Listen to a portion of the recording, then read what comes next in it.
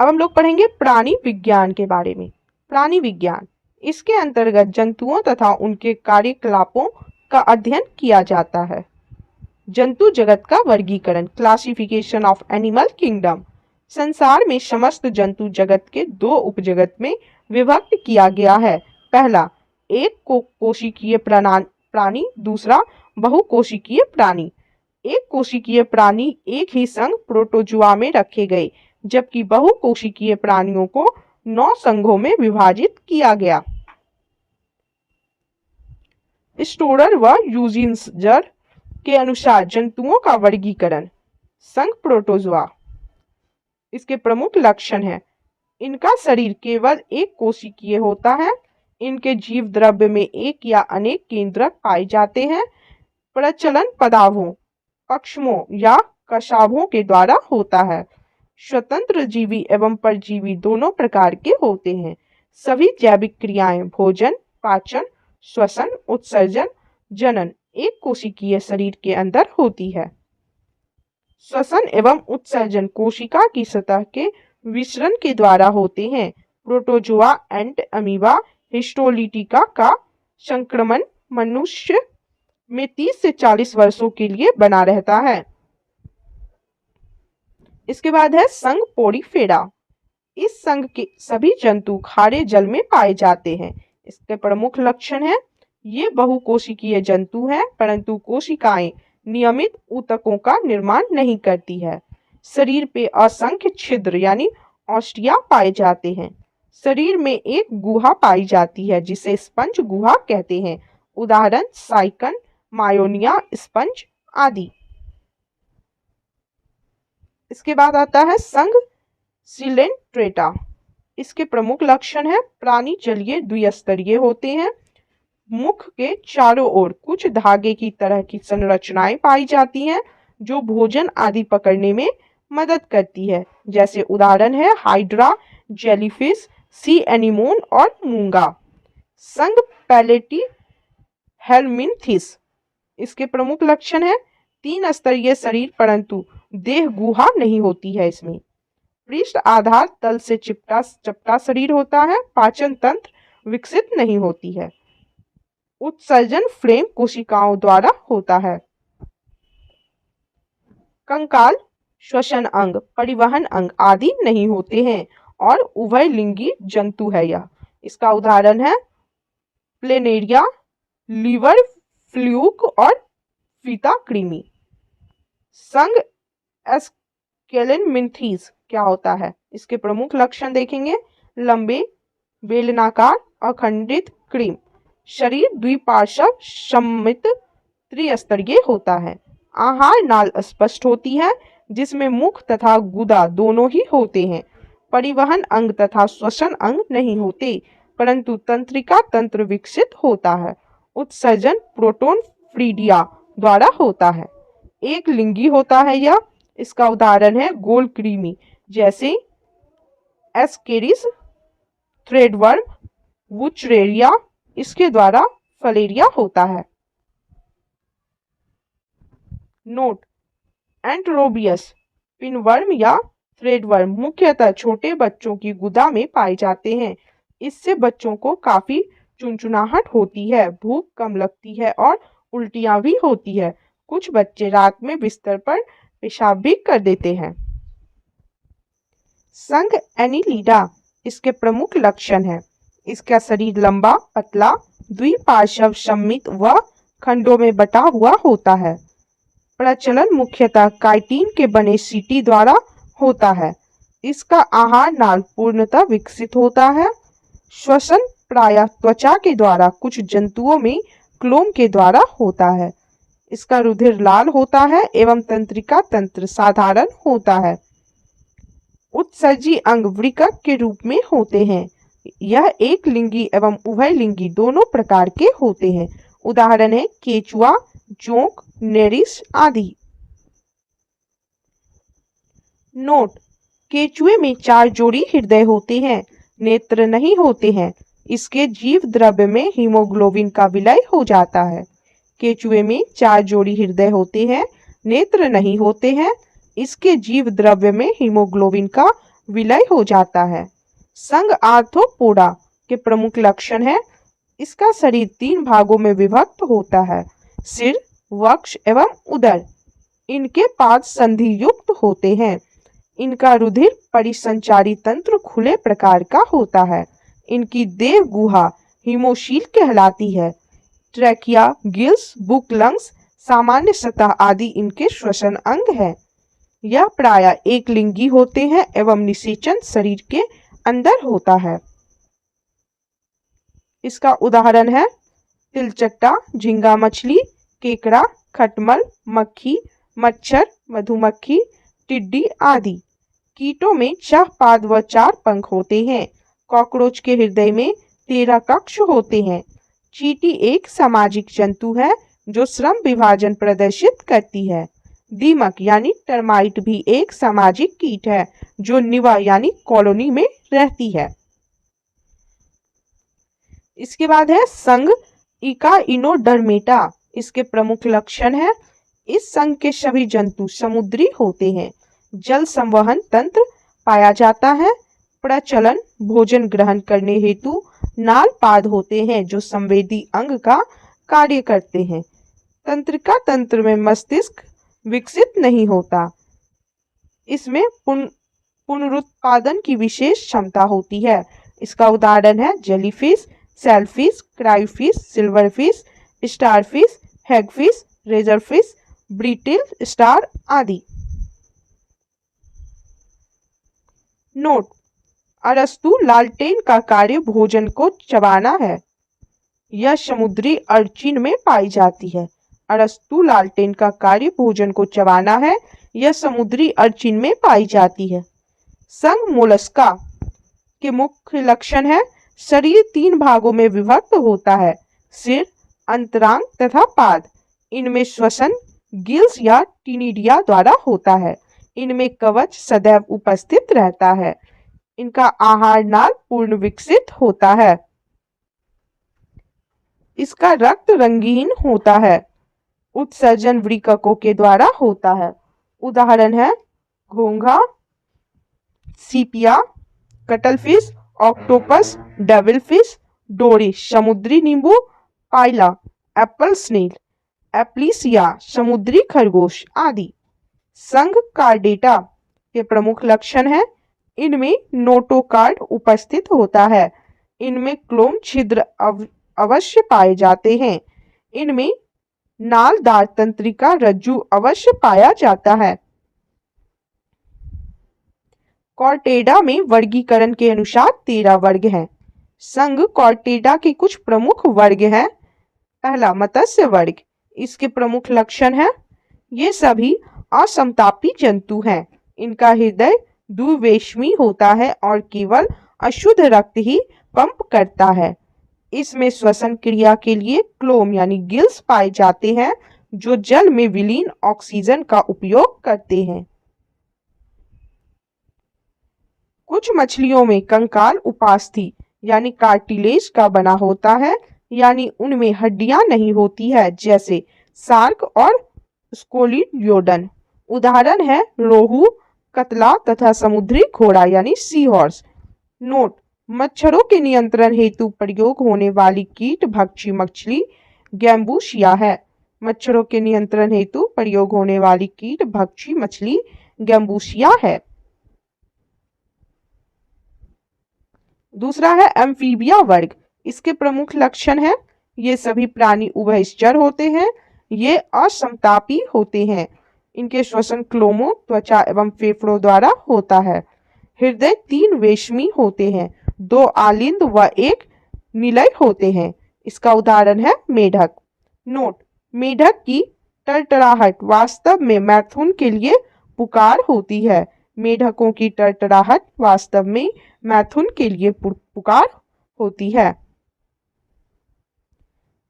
तीसरा है सरीसृप वर्ग, रेप्टिलिया। इसके प्रमुख लक्षण है, वास्तविक स्थलीय केसरुकी जंतु है या ये असमतापी जंतु है। 2 जोड़ी पाद होते हैं। कंकाल पूर्णतः अस्थिर होता है। श्वसन फेफड़ों द्वारा होता है। इनके अंडे कैल्शियम कार्बोनेट की बनी कवच से ढके रहते हैं। हृदय सामान्यतः त्रिकक्षीय होता है, लेकिन मगरमच्छ का हृदय 4 कक्षीय होता है। इसका उदाहरण है छिपकली, सांप, घड़ियाल, कछुआ आदि।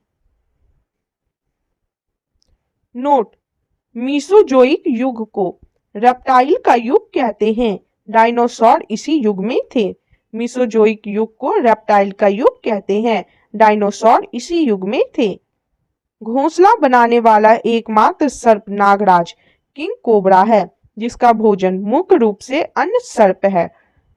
हिलोडर्मा विश्व की एकमात्र जहरीली छिपकली है। समुद्री सांप, जिसे हाइड्रोफिश कहते हैं, संसार का सबसे जहरीला सांप है। मेबुड या विल बनाने वाली छिपकली होती है। इसका प्रचलित नाम स्किंक है। सांपों की विष ग्रंथियां स्तनधारियों की वसा या तेल ग्रंथियों के सदृश होती है। पक्षी वर्ग एविस, इसके प्रमुख लक्षण है इसका अगला पाद उड़ने के लिए पंखों में रूपांतरित हो जाते हैं। इसका हृदय 4 वेशमी होता है, 2 आलिंद व 2 निलय। ये समतापी होते हैं तथा इनका श्वसन अंग फेफड़ा है। मूत्राशय अनुपस्थित रहता है इसमें। शब्दिनी यानी साइरिंग्स पक्षी में वाक यंत्र है। उदाहरण: कौवा, मोर, चिड़िया और तोता। तीव्रतम पक्षी अवाविल है। उड़ ना सकने वाला पक्षी कीवी और एमू है। सबसे बड़ा जीवित पक्षी शुतुरमुर्ग है। सबसे छोटा पक्षी हमिंग बर्ड है।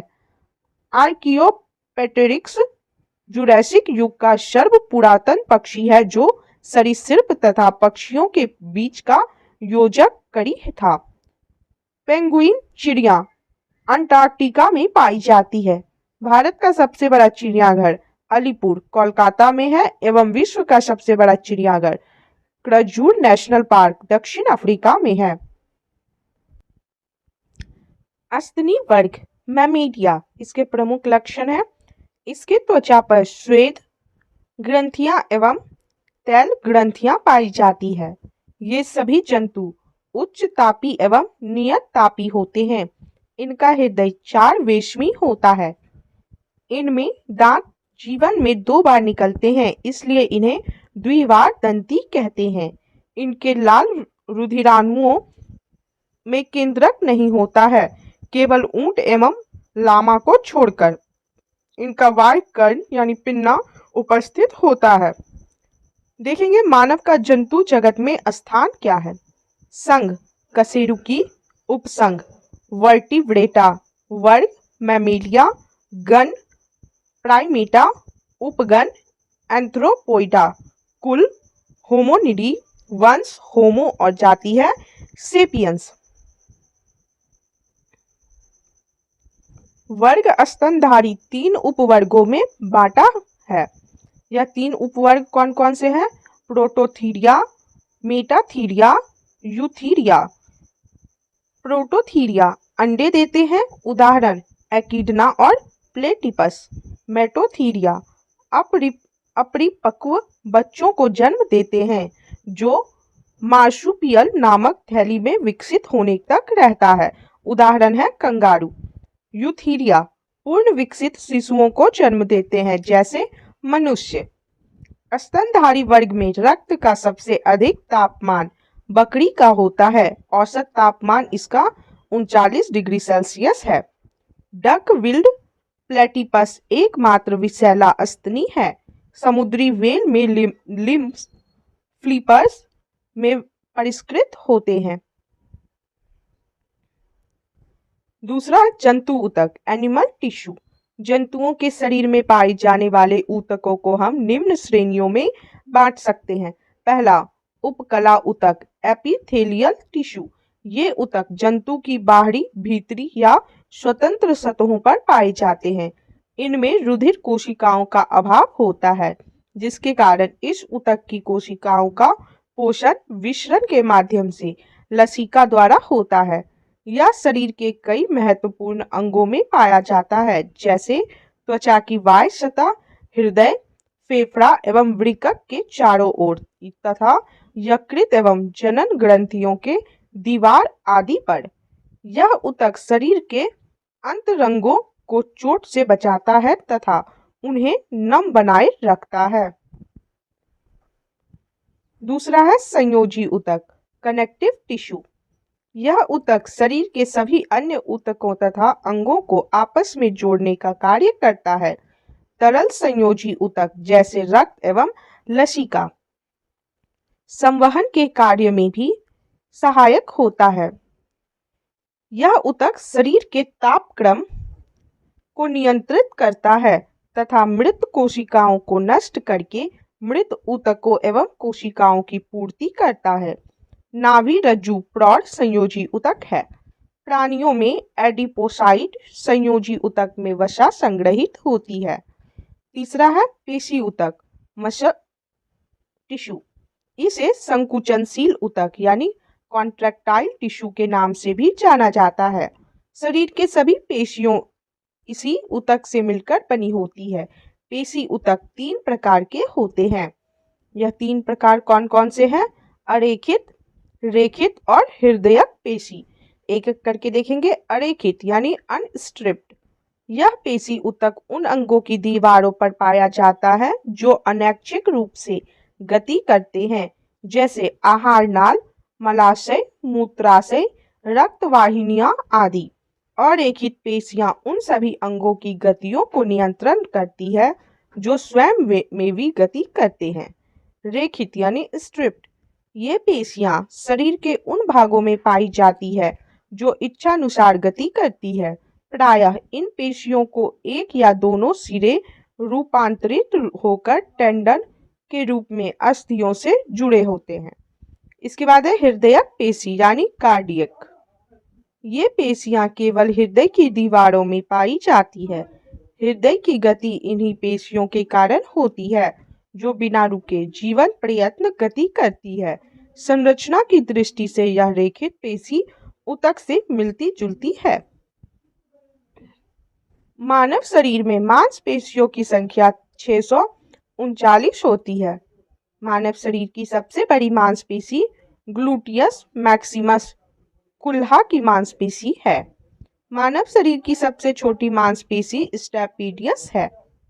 चौथा है तंत्रिका ऊतक यानी नर्व टिश्यू।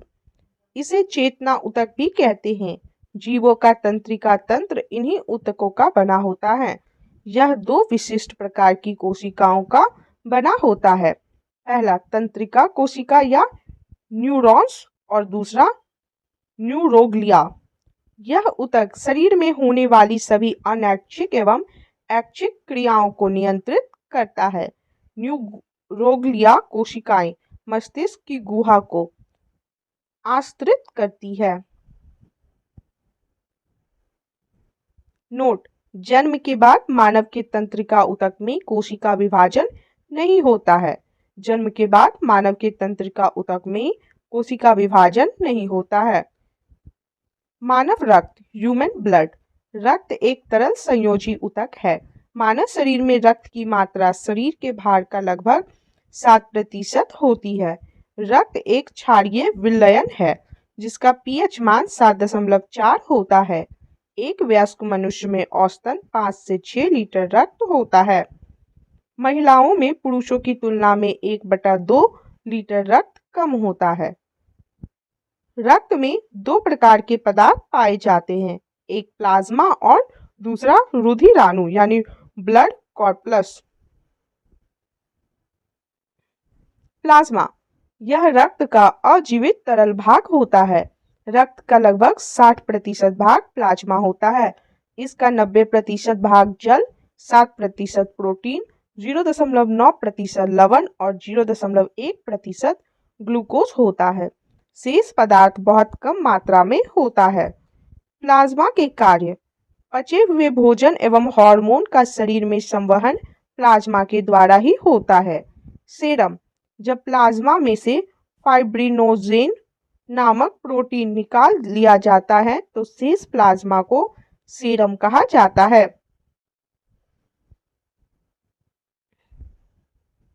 रुधिराणु ब्लड कॉर्पस्कुलस। यह रक्त का शेष 40% भाग होता है। इसे 3 भागों में बांटते हैं। पहला लाल रक्त कण आरबीसी, दूसरा श्वेत रक्त कण डब्ल्यूबीसी और तीसरा रक्त बिंबाणु ब्लड प्लेटलेट्स। तीनों के बारे में देखेंगे। पहले लाल रक्त कण यानी आरबीसीज, रेड ब्लड कॉर्पिकुलस और एरिथ्रोकाइट्स।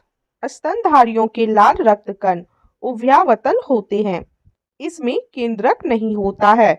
अपवाद है, ऊंट एवं लामा नामक स्तनधारी की आरबीसीज में केंद्रक पाया जाता है। आरबीसीज का निर्माण अस्थि मज्जा यानी बोन मैरो में होता है। प्रोटीन, आयरन, विटामिन बी12 एवं फोलिक अम्ल आरबीसीज के निर्माण में सहायक होते हैं। नोट: भ्रूण अवस्था में इसका निर्माण यकृत और प्लीहा में होता है।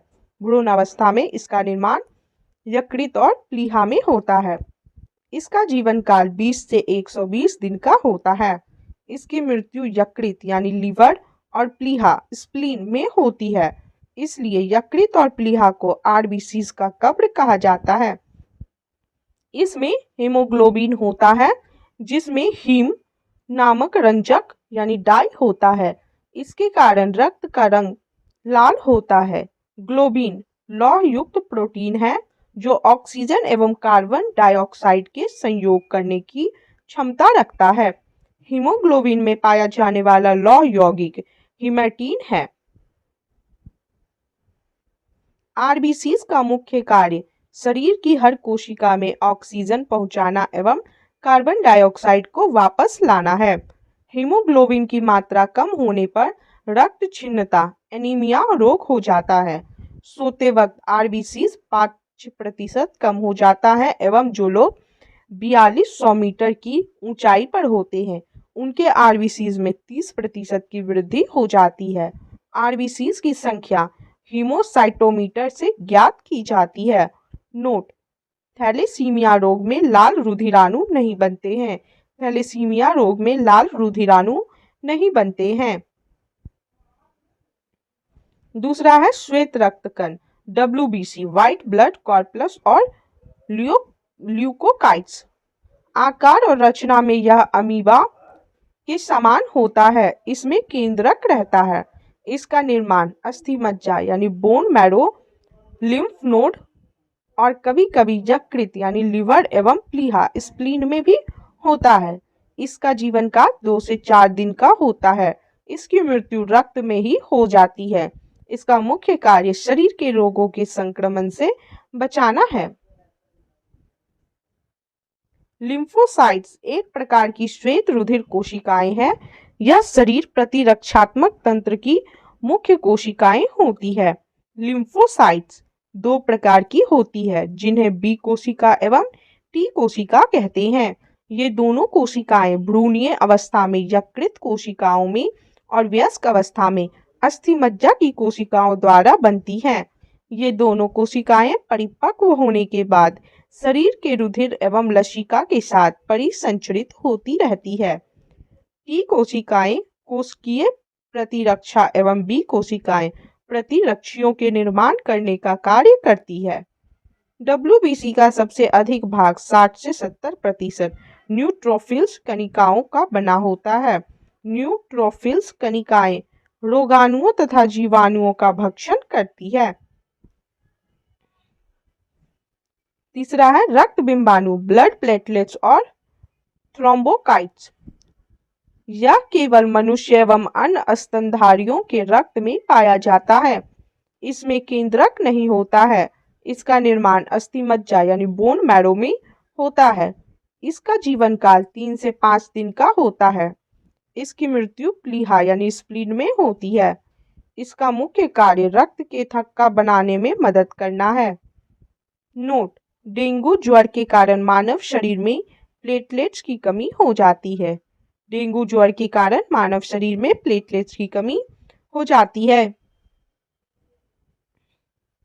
रक्त के कार्य: पहला है शरीर के ताप को नियंत्रण तथा शरीर को रोगों से रक्षा करना। दूसरा, शरीर के वातावरण को अस्थायी बनाए रखना तथा घावों को भरना। तीसरा, रक्त का थक्का बनाना। चौथा O2 CO2 पचा हुआ भोजन, उत्सर्जी पदार्थ व हार्मोन का संवहन करना। पांचवा लैंगिक वर्णन में सहायता करना व अंगों में सहयोग स्थापित करना। रक्त का थक्का बनना क्लॉटिंग ऑफ ब्लड, रक्त के थक्का बनने के दौरान होने वाली 3 महत्वपूर्ण प्रतिक्रिया निम्न है। यह 3 प्रतिक्रिया क्या है?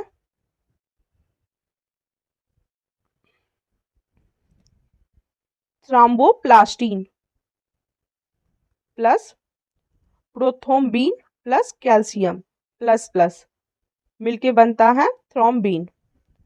थ्रोम्बिन प्लस फाइब्रोनोजेन, फिब्रिन और फिब्रिन प्लस रक्त रुधिराणु यानी ब्लड कॉर्पस, रक्त का थक्का यानी क्लॉट होता है। रुधिर प्लाज्मा के प्रोथ्रोम्बिन तथा फाइब्रोनोजेन का निर्माण यकृत में विटामिन के की सहायता से होता है। विटामिन के रक्त के थक्का बनाने में सहायक होता है। सामान्यतः रक्त का थक्का 2 से 5 मिनट में बन जाता है। रक्त के थक्का बनाने के लिए अनिवार्य प्रोटीन फाइब्रिनोजन है।